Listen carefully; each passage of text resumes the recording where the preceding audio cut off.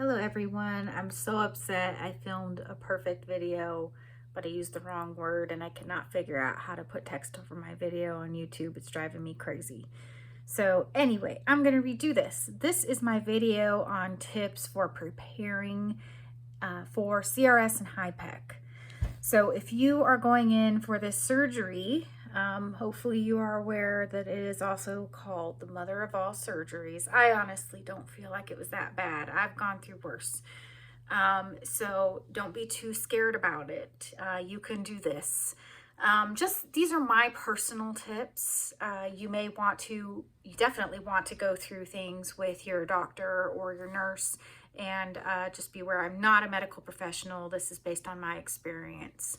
So what I recommend you do for prepping for surgery is walking and getting as fit as you possibly can. The fitter you are, the easier recovery will probably be for you. And that does not mean you need to go to the gym and get ripped. It just means walk, walk, walk. Do active things, move as much as you can, even if that's cleaning your house, whatever that means to you. Just get as much exercise in as you can before surgery. Put on some extra weight if you can. This was suggested to me. I had a really hard time putting on weight because I did chemo before, and I had some bowel involvement, and so putting on weight was really difficult for me. I'm glad somebody told me about this because it took me a long time. I put on 25 extra pounds before surgery, and the reason why I recommend that is you're going to lose weight pretty rapidly. Most people do after the surgery. It's a long recovery, and it takes a while to be able to start eating. Don't be alarmed if you can't eat more than 1 or 2 bites once you get home. It just takes a while for everything to get kind of back to normal, and it's going to vary depending on how intense your surgery is as well. But it's better to go in with a little bit of extra, don't go overboard, than it is to go in with not enough, because if you come out with not enough reserves, it may be a very difficult recovery for you. Enjoy those greens before, because you should not be eating them for a little while after. You want a low fiber, low residue diet after, and then you slowly reintroduce things, and you may not be able to eat things that you used to. So enjoy the salads, enjoy all the vegetables. I sure do miss them. Have your house clean and organized if possible. If you have other people living with you, that may be difficult, but have it organized as much as possible, ready for you, the things that you want easily accessible, and walkways cleared in case you do need to use a walking device to get through the house. Stock up on food and supplies, like your favorite soups, things that you can easily heat and eat, or easily accessible things that you like. My favorite thing was pickle juice. Have help arranged. If you live alone, make sure you have somebody that's going to be available to help you if needed. Have bills paid in advance or on auto pay so you don't have to worry about it when you're in the hospital. And have a mani-pedi done. I had my nails really short. I don't like long nails. They drive me crazy. I'm a country girl, but I like my toes to look cute. I always use holographic nail polish. My favorite is Color Club. It lasts a long time. It'll last a few months.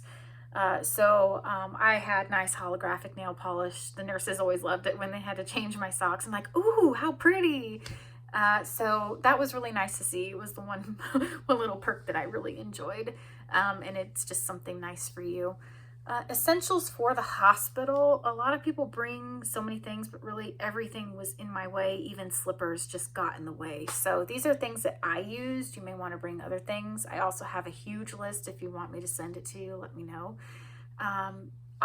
You will need your oral hygiene items like your toothbrush, toothpaste, floss, and tongue cleaner. And I made mouthwash with water, baking soda, and salt, and I used that. That was really important for me because I tend to get oral thrush, the velvet tongue, when they give me antibiotics, and it got really bad, and they could not give me their mouthwash because I'm allergic to alcohol, and it had alcohol in it. So thankfully I remembered, oh, I have my mouthwash in my bag, can you get it? And it cleared it all up within a few days. So this stuff is amazing.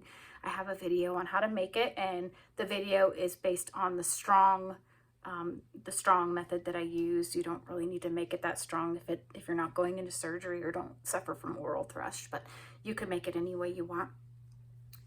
You also need a super long phone charger and wall adapter. Other hygiene items like tweezers. I have a crazy hair on my chin that drove me nuts the whole time, and I wish I had tweezers. And a manicure kit if you want to tend to your nails while you're in there. Entertainment like books, laptop, a tablet, Kindle, puzzles, puzzle books, whatever you want to bring with you. Though I couldn't focus on anything. I just enjoyed cable TV because I don't have cable at home. So I watched comedy and HDTV the whole time. You also want chapstick, chewing gum, and hard candy. And a nurse recommended lemon heads because the HIPEC is going to mess with your taste buds, and lemon will help with that. So I wish I had lemon heads. I had Jolly Ranchers and they helped, but make sure you ask your nurse before you start sucking on candy. You want to make sure that it's safe and okay to do so. Also, you may want to bring some photos. I think a digital photo frame is awesome because you can load as many as you want and it doesn't take up too much space, and it's just something to distract you a little bit and make you smile. Anyway, again, if you want the huge list, let me know. I do recommend, this was advised to me, that you start tapering down on the pain meds once you start feeling less pain, because the pain meds tend to slow down your bowel movements and they're not going to release you until you fart or have a bowel movement or both. And so I was aware, they told me they were going to remove the epidural on day 7. And so around day 4 or 5, I started feeling less and less pain. I started using the epidural less. And everybody was like, oh, keep using it. I used the heck out of it the first few days. Don't get me wrong. I just used it to the max. But again, once I started feeling less pain, I cut back because I also did not want to be hit with an uncontrollable amount of pain once they removed the epidural. So that's just my recommendation. Go by you and what you feel. Don't go by me. But if you feel less, you don't need as much, and start cutting back if you can. You may also have an NG tube that goes through your nose. You may have a G tube instead. At UC San Diego, they gave me a G tube in my stomach instead of the NG tube. And there, at the time when I went, they didn't use staples. Instead, they used internal sutures and surgical glue. So I kind of lucked out the way they do things there. But I was a little disappointed that I didn't get the staples and the cool scar that comes with it, because that scar is pretty awesome. So if you have anybody out there who has that scar, rock it. It's awesome. Let's see what else. Your doctor or your nurse should go over all of these details with you in your pre-op appointment on whether or not you're going to have an NG tube or whatever. But you can expect to have at least a few tubes coming out of your body, drains and tubes, and you're going to see some weird stuff come out if you do. Those will come out as needed as they stop draining stuff from you. So just be prepared for that. Something I was not told that freaked me out. I woke up on a ventilator and I was just thinking, oh my God, it's worse than they thought. It's in my lungs. I'm gonna die. And they're just keeping me alive to say goodbye. And then it's over.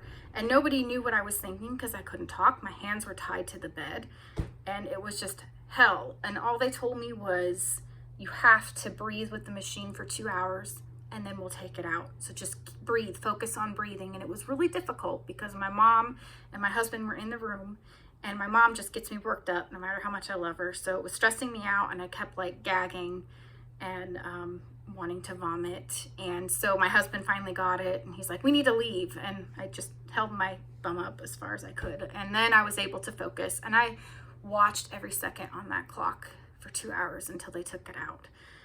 Oh my gosh, that thing is so. You may possibly wake up on that. Why was I on it? I was on it because I had heavy diaphragm involvement, and they needed to make sure that I was capable of breathing on my own. So it's not very common, but it can happen. So if it does happen to you, just remember you got to focus on breathing.